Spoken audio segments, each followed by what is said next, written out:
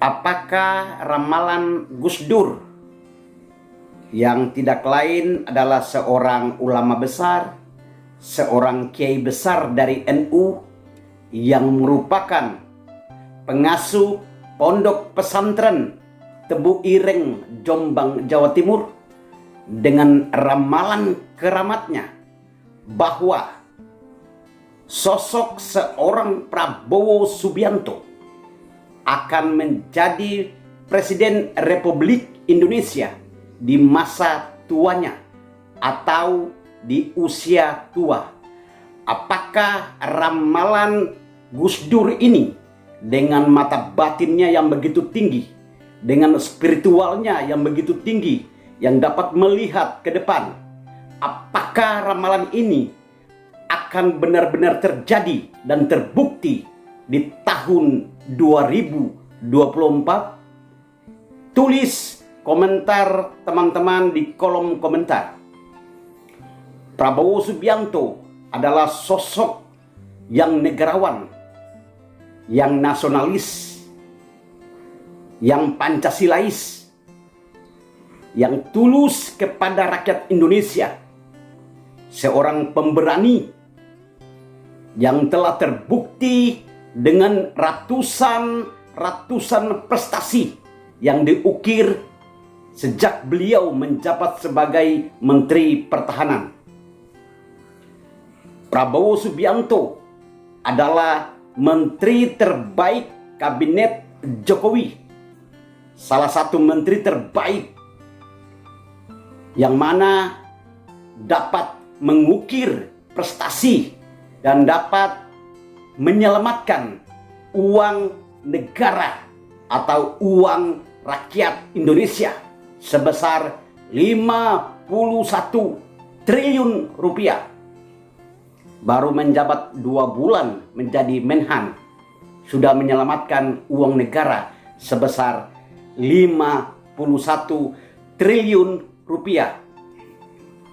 Apakah Prabowo Subianto jadikan hal ini sebagai sebuah pencitraan di media sosial? Jawabannya tidak. Karena beliau bekerja dengan tulus hati kepada rakyat Indonesia. Pesawat Garuda Indonesia yang selalu terbang tinggi di udara, kalau bukan seorang Prabowo Subianto, kita tidak akan naik lagi pesawat Garuda Indonesia. Garuda Indonesia diselamatkan dari kebangkrutan oleh Prabowo Subianto. Mantap kan?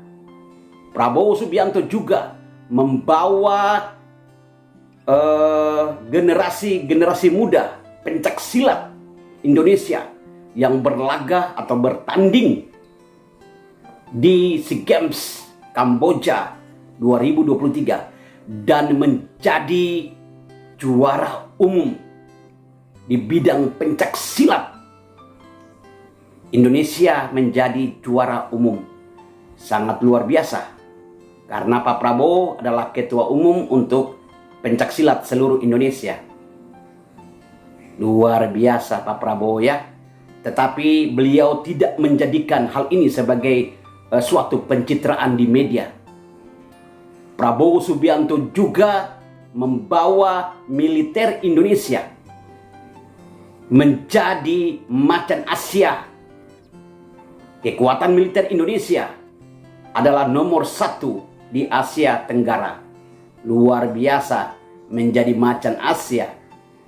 Luar biasa kan prestasinya Pak Prabowo ini, dan menjadikan militer Indonesia terkuat ranking 13 dunia. Bayangkan dari ranking 16 dunia, Prabowo menjadikan kekuatan militer Indonesia menjadi ranking 13 dunia. Sebuah prestasi yang diukir yang sangat-sangat luar biasa.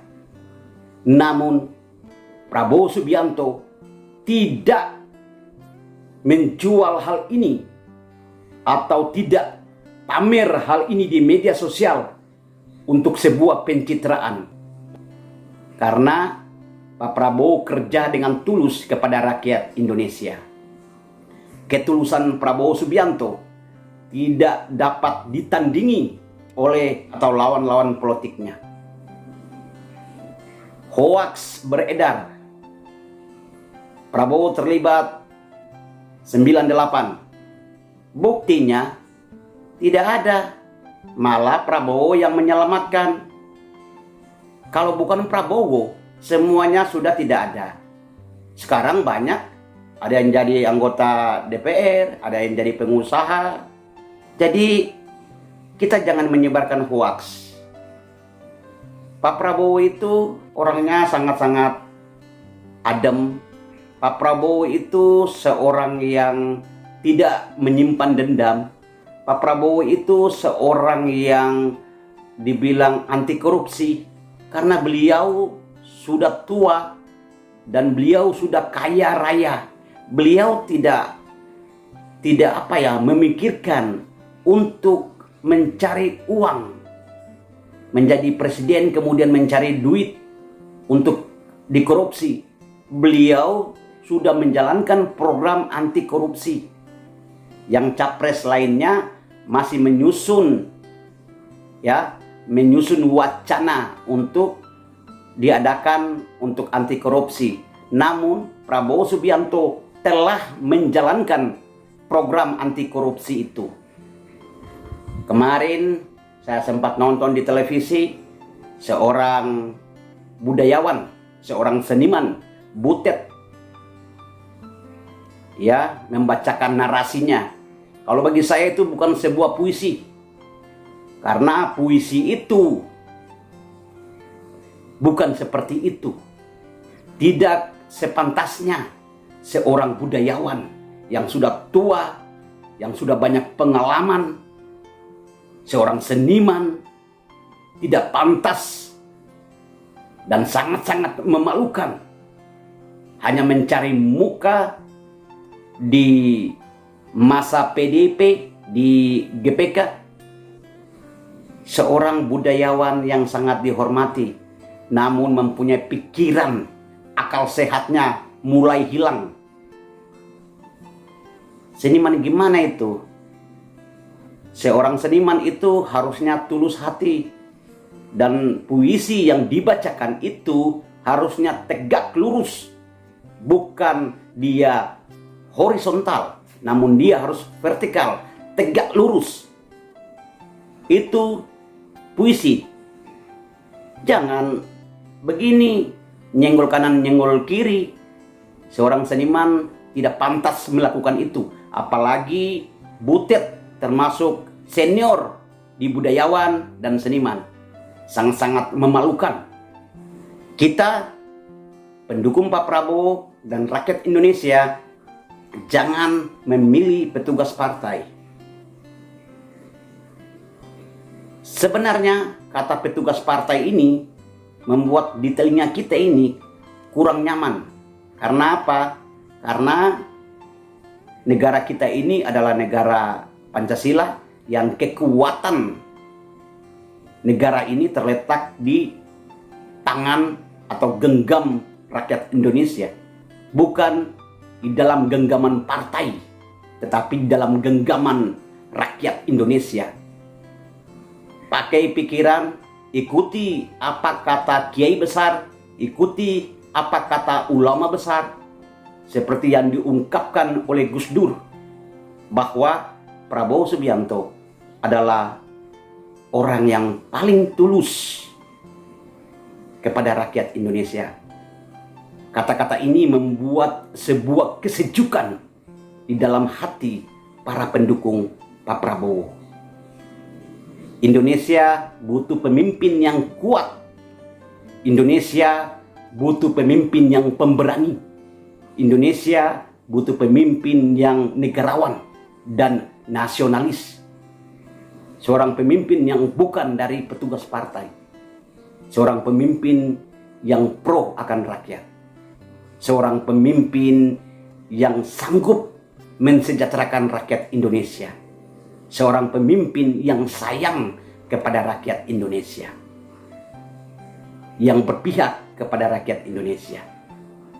Itulah pemimpin yang sejati, dan itu ada di dalam denyut-denyut nadi, urat-urat nadi Prabowo Subianto. Tulang belulang Prabowo Subianto diukir, dirangkai dengan ketulusan hati. Seperti itu ungkapan yang mana kita telah mengetahuinya, bahwa apa yang dilontarkan oleh kubu sebelah untuk menyerang Prabowo Subianto dengan hoaks-hoaks, dengan cacian, dengan makian, itu banyak sekali. Apa kata Pak Prabowo? Beliau tidak pernah membalas satu kata pun. Beliau tulus dan tidak pernah menyimpan dendam kepada siapapun. Itulah seorang negarawan, itulah seorang kesatria rakyat yang sejati, yaitu Prabowo Subianto. Pilihlah Prabowo Subianto agar supaya rakyat ini, negara ini bisa menjadi sebuah negara yang kuat di bidang militer, di bidang ekonomi, dan di segala bidang. Kita wajib mendukung Prabowo Subianto agar supaya rakyat Indonesia ini banyak lapangan-lapangan pekerjaan yang dibuka. Kemudian dari TK, SD, SMP, SMA sampai perguruan tinggi, Pak Prabowo sudah menggariskan ke depan untuk semuanya gratis. Terus kurang apa lagi bagi kita? Apakah kita mau memilih yang namanya petugas partai? Petugas partai itu hanya mengabdi dan hanya mendengar. Dia hanya mendengar petunjuk-petunjuk dari ketua partai, bukan petunjuk atau keluhan dari rakyat Indonesia, tetapi dari ketua partai. Waktu Pak Mahfud MD mengajukan untuk undang-undang perampasan aset waktu rapat di DPR, apa kata Bambang Pacul dari partai PDIP? Apa katanya? Katanya begini, saya bisa menjalankan semua yang diusulkan oleh Pak Mahfud MD, tetapi harus minta izin dulu kepada ketua partai. Ibu-ibu, aduh, emangnya negara ini punya partai kali? Semua sedikit-sedikit ketua partai. Apakah negara ini punya partai gitu? Negara ini punya rakyat Indonesia, dan rakyat yang memegang kekuasaan tertinggi. Ini sangat-sangat memalukan. Saya menyarankan kepada teman-teman semuanya untuk terus menggema di media sosial, terus untuk menyuarakan tentang kebaikan-kebaikan, prestasi-prestasi Prabowo Subianto, baik di media sosial maupun di edukasi-edukasi kepada masyarakat. Lakukan dengan baik dan kita tidak usah ngotot-ngototan. Kalau kubu sebelah yang menyerang kita, biarkan saja, ditepis aja, anggap itu tidak ada. Jadi hati kita bisa tentram. Oke, begitu saja teman-teman. Terima kasih. Tulis komentar teman-teman di kolom komentar. Apakah Pak Prabowo akan menjadi presiden di usia tua pada tahun 2024? Kita doakan. Amin. Pasti terjadi.